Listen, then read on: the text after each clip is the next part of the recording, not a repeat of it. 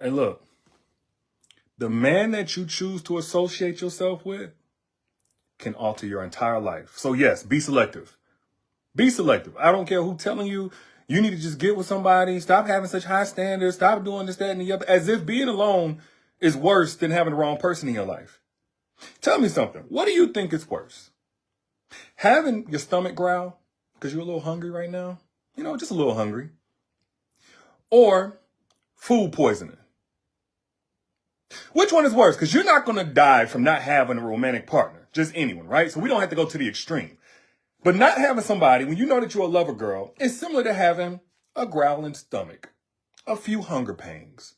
People out here will really tell you it's better to just go out here and go bite off, I don't know, a couple of leaves of poison ivy or eat some spoiled food.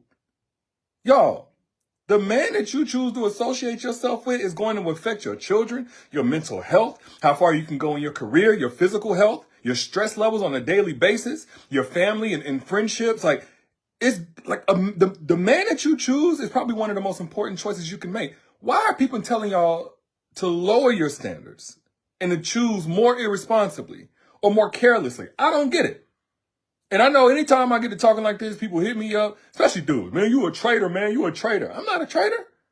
I'm not against men. I'm against lame ones. I'm against dishonest ones. Because I've been there before. And in order to evolve from that place, I had to be against that version of me. Like, I was never, if you're trash as a man, and you're comfortable being trash, I was never on your side. Can we be very clear here for just a second? Now, if you're a man that you got some work to do, but you trying to do it, you're very focused, you're accountable, I'm on your side. If you're a man, you've already learned a majority of the mistakes that you're from the lessons in the past. Like, you've already done that learning. You ain't never gonna be perfect, but you've overcome that version. I'm on your side. I'm vouching for you. But if you're watching this and you think it's cool to fumble a real one, or you think it's something lit to have multiple chicks when you got the one that everybody really want and you don't even know. A lot of times it's your homeboys, it's in your circle, and they want the one that you got. But if you got that one and you still think it's lit to be out here just playing around, I was never on your side. I was never a traitor. and with that being said, let me go ahead and make that group a little bit more angry. Men cannot handle the same BS that we put y'all through. Again, I know I'm gonna get some hate for this. Whatever. A lot of people gonna hate me anyway. Men cannot handle, honestly, our egos can't handle half the hurt that we put y'all heart through. Have y'all ever noticed the hypocrisy across the board when it comes to what we ask of y'all versus what we're willing to give? And let me put this, because I think there's a reason why a lot of men end up asking for things that we know we're not going to give. And I'm gonna pin this right now. But the labor of a relationship falling solely on the shoulders of a woman, y'all, that's one of the oldest tricks in the game. A lot of y'all think y'all got a dude who's good, or you're with a dude who thinks that he's good because he doesn't cheat. And I'm not saying that doesn't matter, but just because you don't cheat don't make you a good man or a good relationship partner.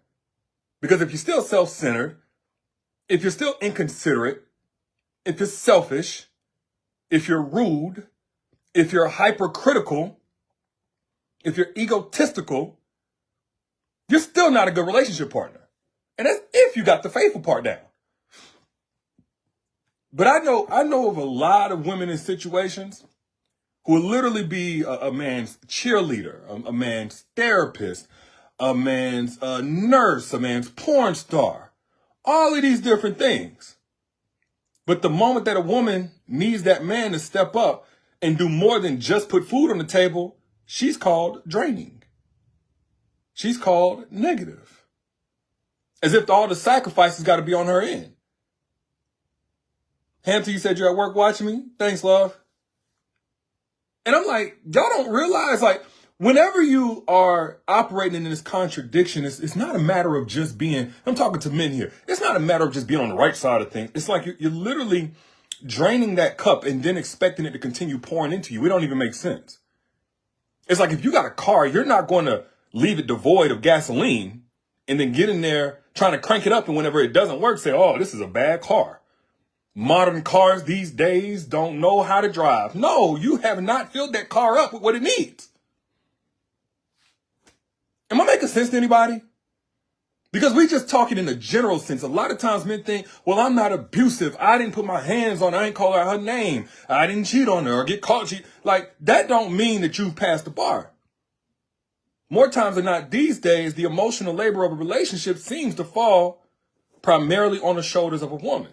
There's many reasons for that, by the way. There's many reasons for that. It could be because he has a hard time emotionally regulating, so he's so stressed out and consumed with work that he's not able to show up in a relationship, which is a matter of what he didn't prepare to do, or what he's not willing to address in a relationship so he can meet you where you're at. It may be because he's so used to getting patience from other women. Meanwhile, he's short-tempered with you, and he has no grace or no room for you to make any type of mistakes. So therefore, he's operating in a space where you better do everything perfect while he continues doing whatever he's doing and needs additional chances. It may be because he feels like you're too emotional or high maintenance, and therefore you need to come up off of the ways in which you need him to contribute at the same level. Like that's really you being too high maintenance. But when the emotional labor falls on the shoulders of the woman as if she's the only one that wants to be in that relationship, y'all, men can't handle that. Then a lot of men want women to communicate, but we shut down when a woman says something we don't like. Tell me what's on your mind. I can't read your mind. But the moment that woman says, hey, look, all right, cool, I'll tell you what's on my mind. I have a problem that you're not showing up for me the way I'm showing up for you. I have a problem that you think you're doing enough by just paying the bills or paying half the bills. I have a problem with paying half the bills and doing 100% of the housework whenever I get home. The moment she says something he don't like, he ready to shut down for 3 days. He ready to go ghost. Sandra says, am I wrong for treating him how he treats me? Yes and no. The only time that you should match a man's energy is whenever he's not interested. That's when you should match his energy. Other than that, you need to withdraw your energy. Don't match a man's energy to continue staying in that relationship, treating him wrong because he's treating you wrong. Because ultimately, you're just hindering the man coming into your life that's going to treat you right. You're lowering your vibration. The only time you should match a man's energy is when he's not giving you enough of it. That's whenever you say, okay, look, I'm going to be on your page. I'm going to get just like you. Twinsies.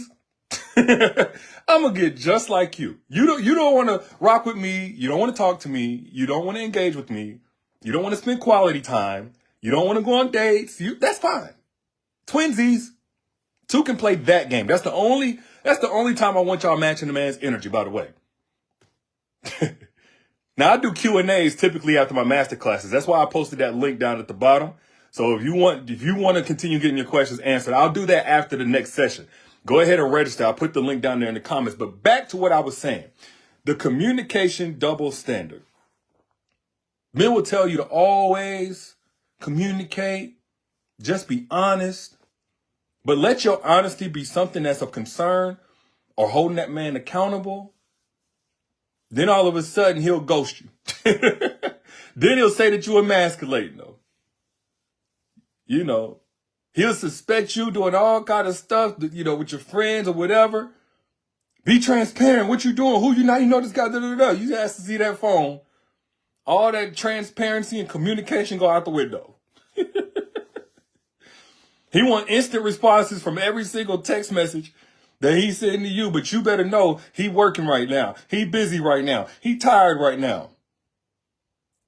There's a double standard across the board. Dudes cannot handle the same nonsense. And y'all, I see the games being played, not because I'm really in everybody. Y'all send it to me. You know what I'm saying? Y'all send it to me all the time. And this one happens a lot of times because of entitlement. And I think this also stems from childhood. A lot of men were not raised. A lot of men were coddled. Just keep it real with you. A lot of men were not raised. A lot of men were coddled. And so even when they know good and well they're wrong, they can't take accountability. They can't face it. They got to deflect.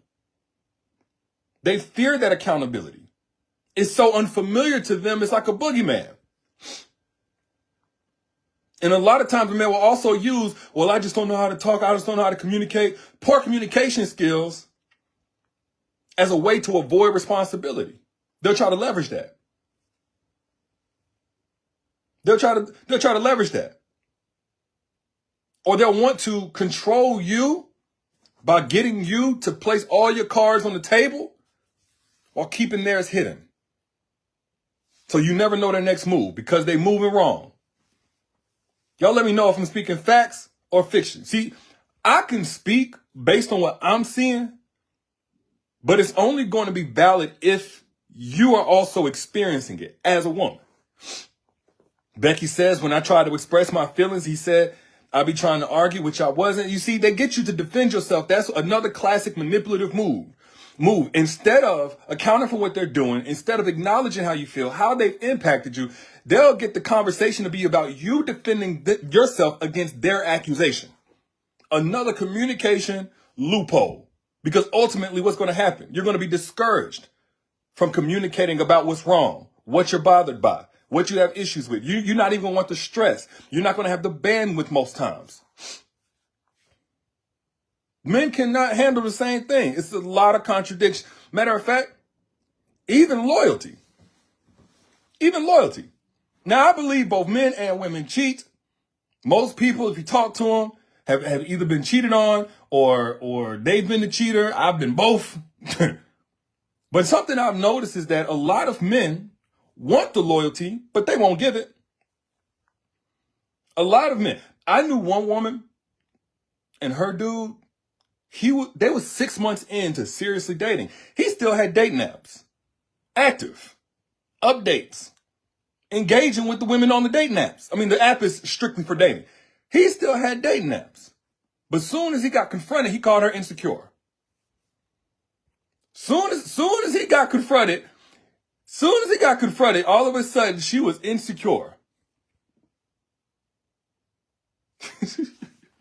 Men want all of the faithfulness in the world while they continue to keep their options open for something better.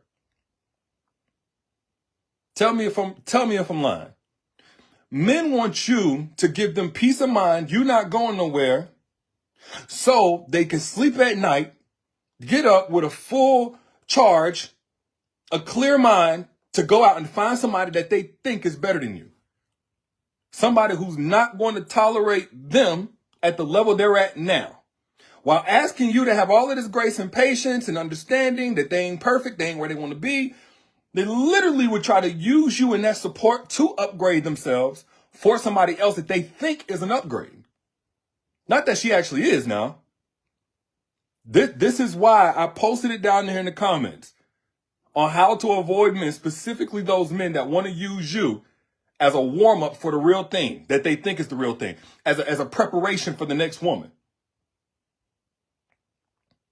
There are a lot of men, and they play these games knowing it's uneven, but again, they will weaponize ignorance. They'll weaponize incompetence. What I mean by that is, oh, I thought it was, and all of this nonsense, but, like they can't even add 2 + 2 and see it as 4. Like, weaponize their incompetence. That gets you in a habit of explaining and talking, and that's why I always tell y'all, like my mom used to say this about me when I was little, you're too smart for your own good. Sis, can I keep it real with you? A lot of y'all too smart for your own good. And what I mean by that is you got the answers, you got the understanding, you got the competence. So you think that the problem is you haven't done enough of displaying that. You haven't done enough of overcompensating for his incompetence with your emotional intelligence. You're so smart. So you got all of these answers up here. You think the problem is you ain't put enough of them out in the relationship enough times for him to have a fair chance to get it. Wrong. That's a grown man you're dealing with. That's not a child. You're not his professor. You're not his guidance counselor. There are certain things that should be a prerequisite in terms of his understanding to even be with you. If you're a 30-something, 40-something, 50-something-year-old woman, and this man is displaying a 6th grade education on what it means to show up for you in a relationship, look, that is not the man for you. We're talking about very basic principles. If you get to asking and begging for the bare minimum, that's a disrespect to yourself. Correct me when I start lying. Stop me now when I start lying. I want somebody to say stop because I'm lying and tell me what the lie is. You gotta back it up. If I'm lying, tell me I'm lying. If I'm speaking facts, tell me I'm speaking facts. And not only that, a lot of men will project their own unfaithfulness onto you. You know how hard it is as a man to believe that a woman can truly be faithful, truly hold it down, only have her focus on one person, and give that, because their framework doesn't even align with that. The man's framework don't align with that. It doesn't make sense. He hasn't done, it's strange, it's unfamiliar to him. He don't even think from that place. So you have a lot of guys who say, give me loyalty, and they're asking for something that they really do want, but they don't even believe in it because they're not walking in it themselves. They're not walking in it themselves. Or they might have a lot of insecurity. A lot of guys will want this loyalty from you because everybody does, but they have so much insecurity. They can't believe they're worthy of it. They don't even know, because of their own narratives, what it feels like to have a woman truly love them and be fulfilled in a relationship with just them. They don't know that life. Either way, it's a projection. Either way, it's a projection. Another contradiction, because I feel like I'm on the roll now. Another contradiction is when men, they want you to support their growth. They want you to support their evolution. But when it comes to you uncovering new parts of yourself, peeling back layers of yourself that weren't there in the very beginning of the relationship, and now you want to go and venture into this, try that, they make it seem like you're switching up. I've seen women support their man through multiple career changes, failed mixtape launches, failed businesses, all these different things. I've seen women hold it down and ride or die. That's where that whole concept even come from. Be with a man who's failing in life and don't leave him. That's the ride or die, by the way. That's a ride or die. That's where that came from. But then I've seen men get a woman and, maybe she came in and she was cool, just taking care of the home or just having the children or, just working the job that she was working that gave her a certain amount of availability at home, whatever. Just having a side hustle, just doing something like that. She was cool. But the moment she picked up new interests, the moment that she wanted to explore something new, go to school for something new, start traveling or whatever, all of a sudden it's like, hold on, you switching up. That don't go with the plan. No, that doesn't go with that small box that you put her in. And maybe that small box was appropriate for the very beginning of the relationship, but you only loved the version of that woman that felt small enough to fit inside your box of insecurities. You didn't really love that woman and all the layers and versions of her she was going to evolve into over the years.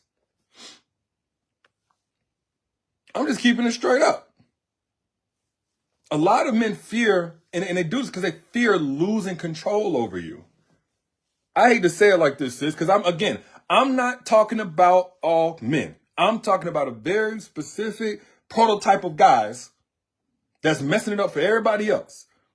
But there's a certain subgroup of men who only date women they feel like they are superior to or can control on some level or are dependent on them.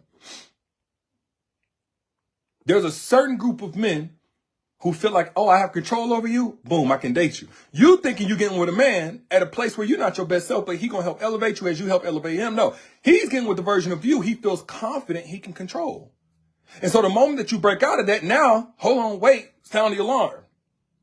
Meanwhile, he wants you to cover for him in all of the ways that he's shortcoming, ain't handling his business, failing in his business, failing in his career, can't get a promotion, got fired. He wants you to stay down through it all while he gets back up again or tries something new, etc. But with you, I see this mostly in long-term relationships and marriages where a woman better stay just as small as she was in the very beginning of the relationship or else she's too much for him. Now he got to find a problem with everything that you're doing. Let me just say this. Equal effort isn't a privilege. It's not. Like a lot of men treat it like that. But equal effort isn't a privilege. A lot of men weren't taught that emotional labor in a relationship is actually work. Problem solving for the conflict that you're going to have goes beyond just hearing what she's saying. Like there's actual actionable steps to take. Like, we understand the work to put in to get in shape. We understand the work to put in to get money. We understand all of that. But it seems like in a relationship, we place it all on a woman and then criticize you if you don't do a good enough job overcompensating for our bare minimum.